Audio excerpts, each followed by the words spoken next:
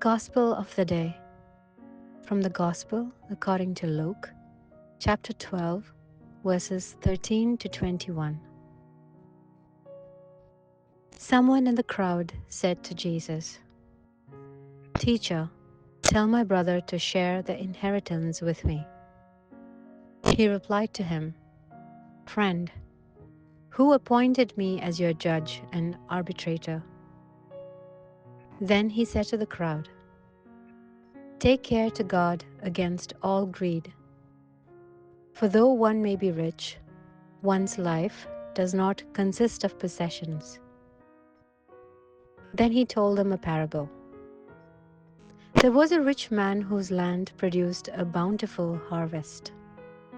He asked himself, "What shall I do? For I do not have space to store my harvest." And he said, "This is what I shall do. I shall tear down my barns and build larger ones. There I shall store all my grain and other goods. And I shall say to myself, 'Now, as for you, you have so many good things stored up for many years. Rest, eat, drink, be merry.'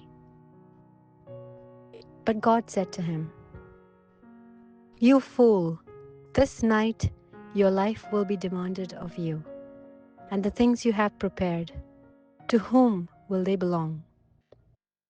Thus will it be for the one who stores up treasure for himself, but is not rich in what matters to God."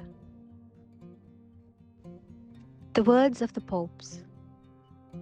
The end of the parable, as recounted by the evangelist, is uniquely effective.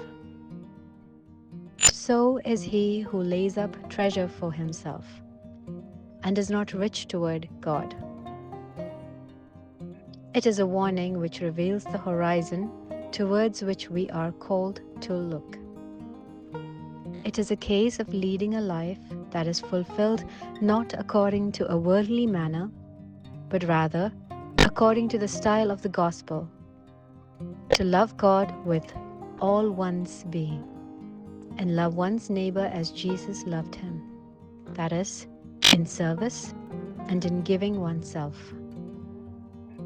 Covetousness of goods, the desire to have goods, does not satisfy the heart, but rather causes more hunger.